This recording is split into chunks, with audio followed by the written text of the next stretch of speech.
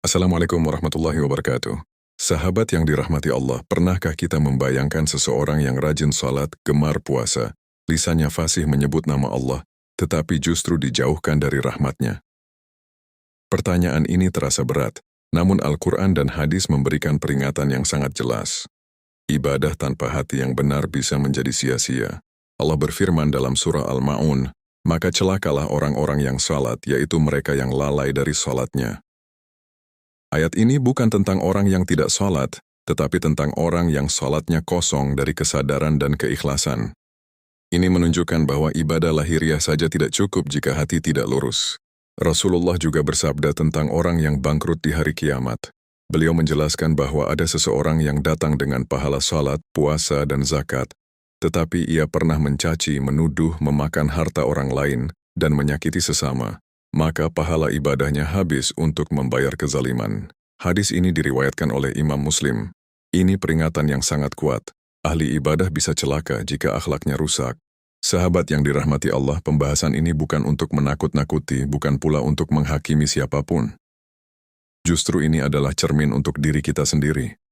Karena terkadang kita merasa aman hanya karena rajin beribadah, padahal Allah menilai bukan hanya jumlah amal, tetapi keikhlasan, niat, dan dampaknya terhadap orang lain. Dalam sejarah Islam, ada orang yang tekun beribadah tetapi sombong. Ada yang rajin membaca Al-Quran tetapi meremehkan orang lain.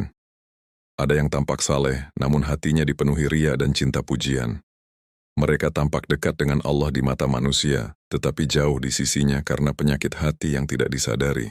Maka dalam seri ini, kita akan membahas 7 tipe ahli ibadah yang terancam dijauhkan dari rahmat Allah menurut dalil Al-Quran dan hadis. Bukan untuk menunjuk orang lain, tetapi agar kita selamat. Karena lebih baik kita tersadar hari ini, daripada menyesal di hari ketika penyesalan tidak lagi berguna. Semoga Allah melembutkan hati kita, meluruskan niat kita, dan menjadikan ibadah kita benar-benar mendekatkan diri kepadanya. Sahabat yang dirahmati Allah, tipe pertama ahli ibadah yang terancam dijauhkan dari rahmat Allah adalah orang yang beramal karena ria, yaitu beribadah untuk dilihat, dipuji, atau diakui manusia. Secara lahiriah ia tampak saleh, syalatnya panjang, sedekahnya besar, lisannya lembut, namun hatinya mencari pandangan manusia, bukan ridha Allah. Allah Subhanahu wa Ta'ala berfirman dalam surah Al-Bayyinah ayat 5, padahal mereka tidak diperintah kecuali untuk beribadah kepada Allah dengan memurnikan ketaatan kepadanya. Ayat ini menegaskan bahwa inti ibadah adalah keikhlasan. Tanpa ikhlas, amal sebesar apapun kehilangan nilainya di sisi Allah. Rasulullah bahkan menyebut riya sebagai syirik kecil. Dalam hadis riwayat Ahmad, beliau bersabda, "Sesungguhnya yang paling aku khawatirkan atas kalian adalah syirik kecil." Para sahabat bertanya, "Apa itu syirik kecil, wahai Rasulullah?" Beliau menjawab, "Riya." Ini menunjukkan betapa berbahayanya penyakit ini. Meskipun terlihat halus dan tersembunyi, sahabat yang dirahmati Allah, ria tidak selalu tampak jelas. Kadang ia hadir dalam bisikan hati. Kita merasa kecewa ketika tidak dipuji. Kita merasa semangat ketika banyak yang melihat. Kita memperindah ibadah ketika berada di depan orang lain. Inilah penyakit yang sangat halus, tetapi bisa menghapus pahala tanpa kita sadari. Dalam hadis riwayat Muslim, Rasulullah menjelaskan tentang 3 golongan pertama yang diadili pada hari kiamat. Salah satunya adalah orang yang berilmu dan membaca Al-Quran, tetapi melakukannya agar disebut alim dan qari. Maka Allah berfirman, "Engkau telah berdusta. Engkau melakukannya agar disebut demikian, dan itu telah dikatakan, lalu ia diseret ke neraka." Ini peringatan yang sangat mengguncang. Sahabat yang dirahmati Allah, ria membuat ibadah menjadi pertunjukan bukan penghambaan. Ia mengubah amal menjadi alat pencitraan, padahal Allah tidak melihat penampilan, tetapi melihat hati dan niat. Jika niat rusak, amal menjadi kosong. Karena itu, sebelum kita memperbanyak ibadah, mari kita periksa niat kita. Apakah kita beramal karena Allah, ataukah kita mencari penilaian manusia? Semoga Allah membersihkan hati kita dari ria. Karena ahli ibadah yang ria terancam kehilangan rahmat Allah, meskipun amalnya terlihat besar di mata manusia. Sahabat yang dirahmati Allah, tipe kedua ahli ibadah yang terancam dijauhkan dari rahmat Allah adalah orang yang sombong karena amalnya. Ia rajin beribadah tetapi merasa lebih suci daripada orang lain. Ia berilmu tetapi memandang rendah yang kurang paham. Ia taat, tetapi hatinya dipenuhi rasa lebih tinggi. Padahal kesombongan adalah penyakit yang sangat dibenci Allah.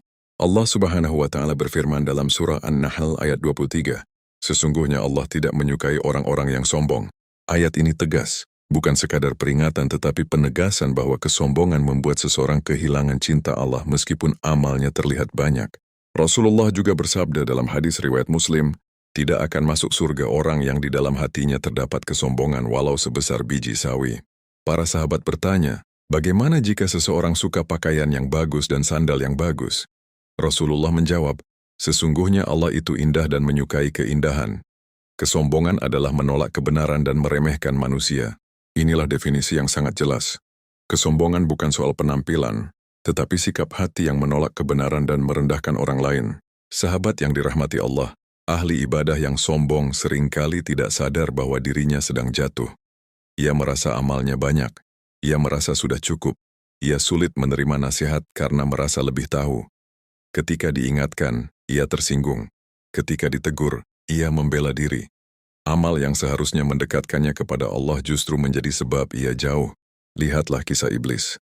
Ia dahulu termasuk makhluk yang beribadah. Namun ketika diperintahkan sujud kepada Nabi Adam alaihissalam, ia menolak karena merasa lebih baik.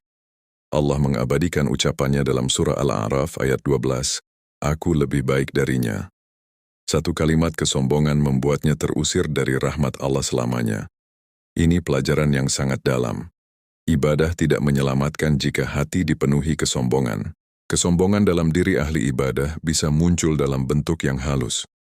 Ia membandingkan amalnya dengan orang lain. Ia merasa paling benar dalam pendapat. Ia mudah mencela yang dianggap kurang taat. Bahkan ia bisa merasa aman dari azab Allah karena amalnya banyak. Padahal rasa aman dari azab Allah adalah tanda kelalaian. Sahabat yang dirahmati Allah, amal yang sejati melahirkan kerendahan hati. Semakin seseorang mengenal Allah, semakin ia merasa kecil. Semakin ia beribadah, semakin ia takut amalnya tidak diterima. Para sahabat Nabi yang dijamin surga justru paling takut amalnya tertolak. Inilah tanda hati yang selamat. Maka mari kita bertanya kepada diri sendiri, apakah ibadah kita membuat kita lebih rendah hati atau justru lebih mudah meremehkan orang lain? Jika amal membuat kita merasa lebih tinggi, mungkin ada yang salah di dalam hati kita. Semoga Allah membersihkan hati kita dari kesombongan, karena ahli ibadah yang sombong bisa kehilangan rahmat Allah, meskipun amalnya tampak banyak di mata manusia. Sahabat yang dirahmati Allah, tipe ketiga ahli ibadah yang terancam dijauhkan dari rahmat Allah adalah orang yang rajin beribadah, tetapi lisannya dan perilakunya menyakiti sesama manusia. Ia mungkin tekun salat malam, gemar puasa sunnah, dan rajin membaca Al-Quran. Namun dalam kehidupan sehari-hari, ia mudah mencela, memfitnah, merendahkan, atau menzalimi orang lain. Allah Subhanahu wa Ta'ala berfirman dalam surah Al-Hujurat ayat 11, "Wahai orang-orang yang beriman, janganlah suatu kaum merendahkan kaum yang lain." Ayat ini menunjukkan bahwa menjaga kehormatan sesama adalah bagian dari iman. Maka bagaimana mungkin seseorang disebut ahli ibadah jika ia merusak kehormatan orang lain dengan lisannya? Rasulullah memberikan gambaran yang sangat jelas dalam hadis riwayat Muslim tentang orang yang bangkrut di hari kiamat. Beliau bersabda bahwa orang tersebut datang membawa pahala salat, puasa, dan zakat. Namun ia pernah mencaci, menuduh, memakan harta orang lain, dan menumpahkan darah. Maka pahala amalnya diberikan kepada orang yang ia zalimi hingga habis. Jika masih tersisa dosa orang lain, maka dosa itu ditimpakan kepadanya, lalu ia dilempar ke neraka. Inilah makna kebangkrutan yang sesungguhnya. Sahabat yang dirahmati Allah, betapa banyak orang yang merasa aman karena ibadahnya banyak, tetapi lupa menjaga akhlaknya. Ia merasa cukup dengan salatnya, namun tidak menjaga lisannya. Ia bangga dengan hafalannya, tetapi tidak menjaga sikapnya. Padahal Rasulullah bersabda dalam hadis riwayat Tirmidzi, orang mukmin yang paling sempurna imannya adalah yang paling baik akhlaknya. Iman dan akhlak tidak bisa dipisahkan. Ahli ibadah yang menyakiti sesama seringkali berdalih bahwa ia hanya menyampaikan kebenaran. Namun kebenaran tanpa hikmah bisa berubah menjadi kezaliman. Tegas tidak berarti kasar. Nasihat tidak berarti menghina. Amar ma'ruf nahi mungkar bukan alasan untuk merendahkan atau mempermalukan orang lain. Sahabat yang dirahmati Allah, ibadah yang benar akan melembutkan hati. Ia membuat seseorang lebih sabar, lebih bijak, dan lebih penyayang. Jika ibadah tidak mengubah akhlak, maka mungkin ada yang salah dalam cara kita beribadah. Karena tujuan ibadah bukan hanya ritual, tetapi membentuk hati yang tunduk dan penuh kasih. Maka mari kita periksa diri kita. Apakah setelah sholat kita menjadi lebih lembut? Apakah setelah puasa kita lebih mampu menahan amarah? Apakah setelah membaca Al-Quran kita lebih berhati-hati dalam berbicara?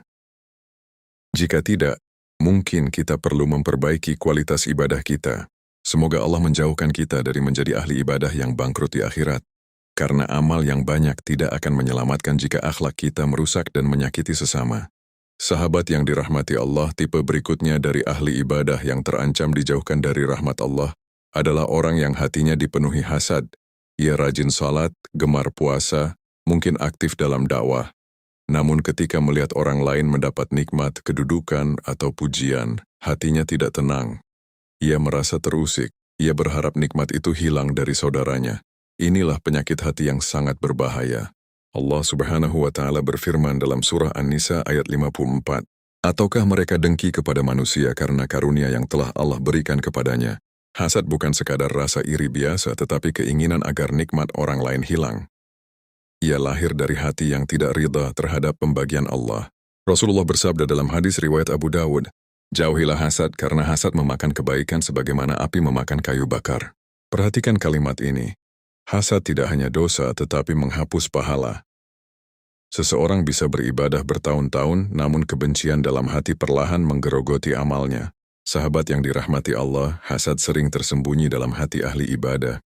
Ia tidak mengucapkan kebencian secara terang-terangan tetapi hatinya gelisah melihat kebaikan orang lain. Ia sulit mengucapkan doa kebaikan untuk saudaranya. Bahkan kadang ia mencari-cari kesalahan orang yang lebih berhasil agar dirinya merasa lebih baik. Padahal Allah membagi rezeki, kedudukan, dan karunia dengan hikmah. Ketika kita tidak ridha terhadap nikmat orang lain, sejatinya kita sedang mempertanyakan ketetapan Allah. Inilah yang membuat hasad sangat berbahaya. Ia bukan hanya merusak hubungan antar manusia, tetapi juga merusak hubungan dengan Allah. Ahli ibadah yang hasad bisa terlihat sangat saleh di luar, tetapi batinnya penuh perbandingan dan kebencian. Ia sulit bersyukur karena selalu melihat apa yang dimiliki orang lain. Ia lupa bahwa nikmat terbesar adalah iman dan kesempatan untuk beramal. Sahabat yang dirahmati Allah, hati yang bersih akan bahagia melihat kebaikan saudaranya. Ia percaya bahwa rezeki tidak akan tertukar.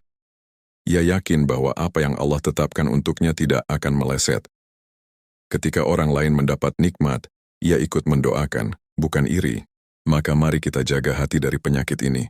Karena hasad bisa menghapus pahala ahli ibadah, meskipun amalnya banyak. Semoga Allah membersihkan hati kita, menanamkan rasa ridha, dan menjadikan kita termasuk hamba yang lapang, melihat karunia-Nya pada siapapun yang Dia kehendaki. Sahabat yang dirahmati Allah, tipe berikutnya dari ahli ibadah yang terancam dijauhkan dari rahmat Allah adalah orang yang merasa aman dari azabnya dan bangga dengan amalnya sendiri. Ia rajin beribadah, mungkin bahkan lebih disiplin daripada banyak orang. Namun perlahan, dalam hatinya tumbuh rasa aman yang berlebihan. Ia merasa sudah cukup. Ia merasa amalnya pasti menyelamatkannya. Inilah keadaan yang sangat berbahaya. Allah Subhanahu wa Ta'ala berfirman dalam surah Al-A'raf ayat 99, "Maka apakah mereka merasa aman dari azab Allah? Tidak ada yang merasa aman dari azab Allah kecuali orang-orang yang merugi." Ayat ini tegas. Rasa aman yang berlebihan terhadap hukuman Allah bukan tanda iman yang kuat, melainkan tanda kelalaian. Rasulullah sendiri yang telah dijamin ampunan dan kedudukan tinggi di sisi Allah, tetap menangis dalam sholat malamnya. Ketika ditanya mengapa beliau beribadah begitu berat padahal telah diampuni, beliau menjawab, "Tidakkah aku menjadi hamba yang bersyukur?" HR, Bukhari dan Muslim. Jika Rasulullah saja tidak merasa aman, bagaimana mungkin kita yang penuh kekurangan merasa pasti selamat? Sahabat yang dirahmati Allah, ahli ibadah yang bangga dengan amalnya seringkali memandang ibadah sebagai prestasi pribadi. Ia menghitung-hitung amalnya. Ia merasa lebih unggul karena salat malamnya, puasanya, atau sedekahnya. Tanpa sadar, rasa bangga itu berubah menjadi ujub, yaitu merasa takjub pada diri sendiri. Ujub adalah penyakit hati yang sangat halus.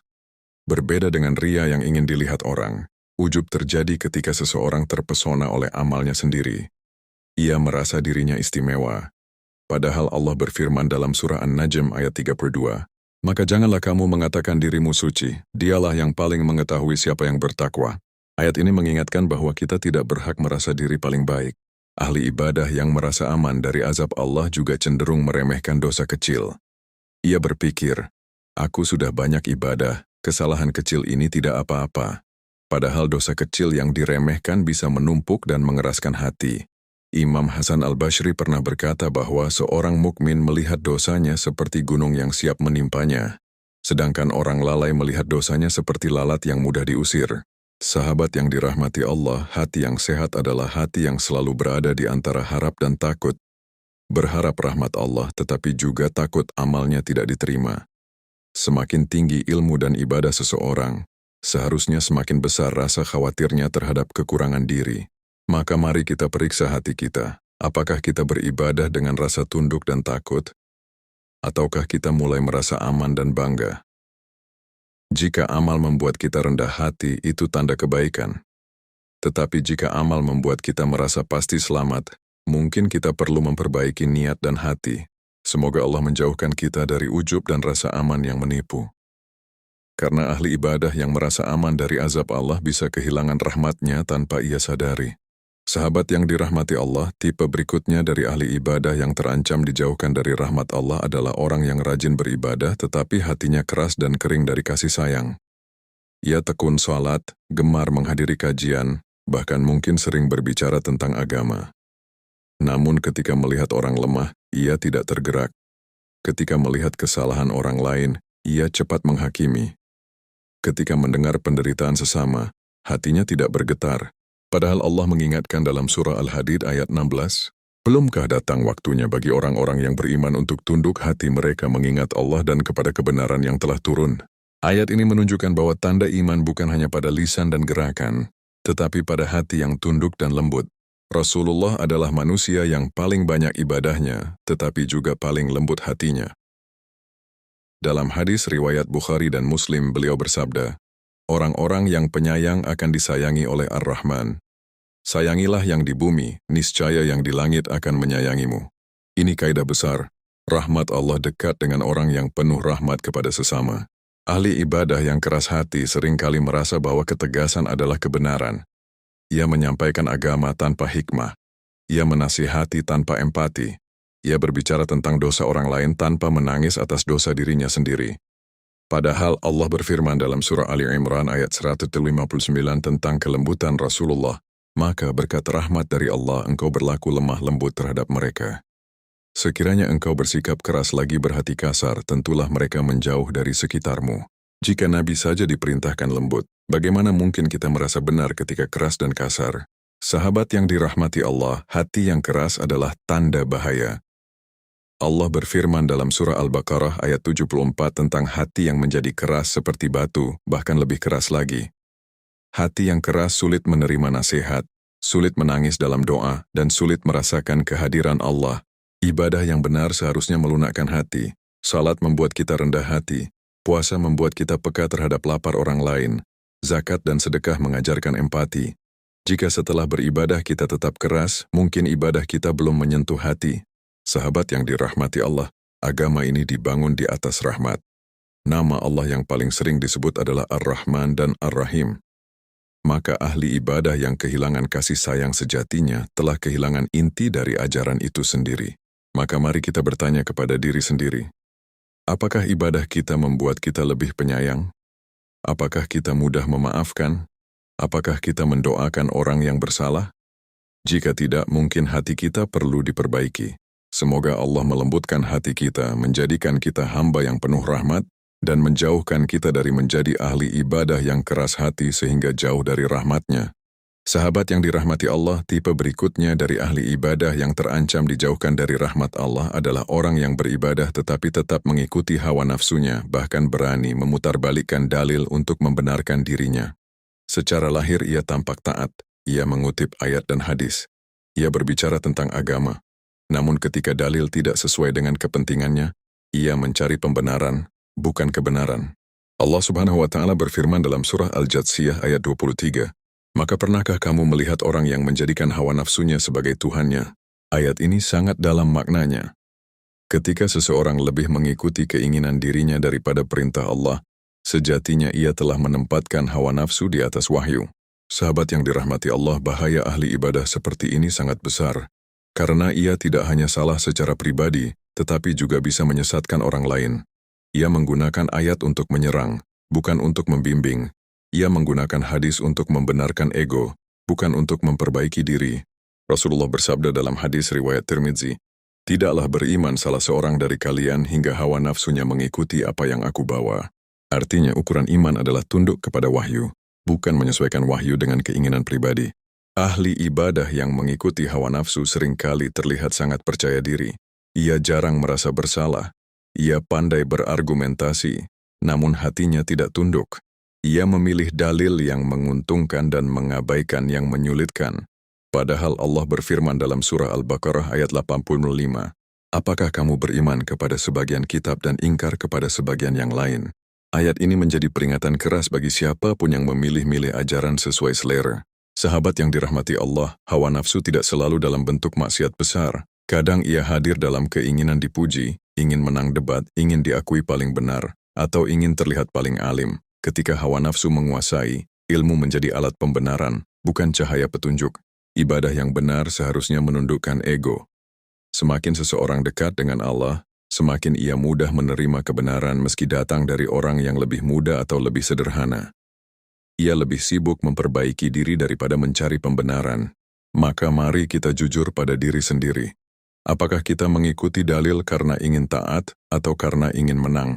Apakah kita mencari kebenaran atau hanya mencari pembenaran? Jika hawa nafsu masih dominan, ibadah kita bisa kehilangan nilai. Semoga Allah melindungi kita dari menjadikan hawa nafsu sebagai Tuhan, dan menjadikan Al-Quran serta Sunnah sebagai cahaya yang benar-benar kita ikuti, bukan sekadar kita kutip. Sahabat yang dirahmati Allah, tipe berikutnya yang juga berbahaya adalah ahli ibadah yang justru terjatuh dalam keputusasaan terhadap rahmat Allah. Ia rajin beribadah, tetapi ketika tergelincir dalam dosa, ia merasa dirinya sudah tidak layak lagi. Ia merasa amalnya sia-sia. Ia merasa Allah tidak akan mengampuninya. Padahal sikap putus asa ini juga termasuk penyakit hati yang serius. Allah Subhanahu wa Ta'ala berfirman dalam surah Az-Zumar ayat 53, "Wahai hamba-hambaku yang melampaui batas terhadap diri mereka sendiri, janganlah berputus asa dari rahmat Allah. Sesungguhnya Allah mengampuni dosa-dosa semuanya." Ayat ini adalah salah satu ayat paling penuh harapan dalam Al-Quran. Allah melarang putus asa bahkan kepada hamba yang banyak dosanya. Namun mengapa ahli ibadah bisa terjatuh dalam keputusasaan? Karena terkadang ia menilai amalnya dengan ukuran dirinya sendiri, bukan dengan rahmat Allah. Ketika ia gagal menjaga konsistensi, ia merasa runtuh. Ketika ia terjatuh dalam kesalahan, ia merasa seluruh ibadahnya hancur. Ia lupa bahwa Allah menilai usaha dan taubat bukan kesempurnaan. Rasulullah bersabda dalam hadis riwayat Tirmidzi, "Setiap anak Adam pasti berbuat salah, dan sebaik-baik orang yang bersalah adalah yang bertaubat." Hadis ini menunjukkan bahwa kesalahan bukan akhir dari perjalanan iman. Yang berbahaya bukanlah jatuhnya seseorang, tetapi tidak bangkitnya ia karena putus asa. Sahabat yang dirahmati Allah, putus asa juga merupakan bisikan setan. Setan ingin membuat ahli ibadah merasa amalnya tidak ada artinya. Ia membisikkan, "Untuk apa salat lagi? Untuk apa taubat lagi? Engkau sudah gagal." Padahal justru ketika seseorang kembali kepada Allah setelah jatuh, disitulah ia paling dekat dengan rahmat-Nya. Allah berfirman dalam surah Al-Hijr ayat 56, "Dan tidak ada yang berputus asa dari rahmat Tuhannya kecuali orang-orang yang sesat." Ayat ini menunjukkan bahwa harapan kepada Allah adalah bagian dari iman. Seimbang antara takut dan harap adalah tanda hati yang sehat. Ahli ibadah yang selamat adalah yang selalu menjaga keseimbangan. Ia takut amalnya tidak diterima, tetapi ia juga berharap pada rahmat Allah. Ia menangis atas dosanya, tetapi tidak berhenti melangkah. Ia jatuh, tetapi bangkit kembali dengan taubat yang lebih tulus. Sahabat yang dirahmati Allah, jangan sampai ibadah kita berubah menjadi beban yang membuat kita menjauh dari Allah. Jangan biarkan rasa bersalah berubah menjadi keputusasaan. Karena Allah lebih besar dari dosa kita, dan rahmat-Nya lebih luas dari kesalahan kita. Semoga Allah menjaga hati kita dari putus asa, dan menjadikan setiap jatuh kita sebagai jalan untuk lebih dekat kepadanya, bukan menjauh. Sahabat yang dirahmati Allah, setelah kita menelusuri 7 tipe ahli ibadah yang terancam dijauhkan dari rahmat Allah, kita menyadari satu hal penting. Yang Allah nilai bukan hanya banyaknya amal, tetapi keadaan hati di balik amal tersebut. Ibadah tanpa keikhlasan bisa menjadi ria. Amal tanpa kerendahan hati bisa berubah menjadi kesombongan. Salat dan puasa tanpa akhlak bisa berakhir pada kebangkrutan di akhirat. Kita telah melihat bagaimana ria dapat menghapus pahala, bagaimana kesombongan menutup pintu surga, bagaimana menyakiti sesama membuat amal habis, bagaimana hasad membakar kebaikan, bagaimana ujub dan rasa aman dari azab Allah menipu hati, bagaimana kerasnya hati menjauhkan rahmat, serta bagaimana mengikuti hawa nafsu dan putus asa dari rahmat Allah bisa merusak perjalanan iman. Semua ini bukan untuk membuat kita takut secara berlebihan, tetapi agar kita lebih waspada terhadap penyakit hati. Karena penyakit hati seringkali tidak terlihat, bahkan oleh diri kita sendiri. Ia tumbuh perlahan, ia menyusup di balik amal, ia tersembunyi di balik kesibukan ibadah. Sahabat yang dirahmati Allah, ahli ibadah yang selamat adalah yang hatinya selalu diperiksa. Ia menjaga niat sebelum beramal, ia merendah setelah beramal, ia takut amalnya tidak diterima, tetapi tetap berharap pada rahmat Allah. Ia tidak sibuk menilai orang lain, melainkan sibuk memperbaiki dirinya. Allah berfirman dalam surah Al-Mulk ayat 2, "Untuk menguji kamu siapa di antara kamu yang paling baik amalnya." Perhatikan, bukan yang paling banyak amalnya, tetapi yang paling baik. Para ulama menjelaskan bahwa paling baik berarti paling ikhlas dan paling sesuai dengan tuntunan Rasulullah. Maka perjalanan kita bukan sekadar memperbanyak ibadah, tetapi memperbaiki kualitas hati. Bukan sekadar terlihat saleh, tetapi benar-benar tunduk. Bukan sekadar rajin, tetapi juga lembut, jujur, dan penuh rahmat. Sahabat yang dirahmati Allah, semoga pembahasan ini menjadi cermin bagi diri kita. Jika ada sifat yang kita temukan dalam diri, jangan putus asa. Segera bertaubat, luruskan niat, dan minta kepada Allah agar membersihkan hati kita. Karena Allah lebih mencintai hamba yang kembali daripada hamba yang merasa sudah sempurna. Semoga Allah menjadikan kita ahli ibadah yang ikhlas, rendah hati, penuh kasih dan istiqamah hingga akhir hayat. Semoga amal kita diterima, dosa kita diampuni, dan hati kita dijaga dari penyakit yang tersembunyi. Amin ya Rabbal Alamin.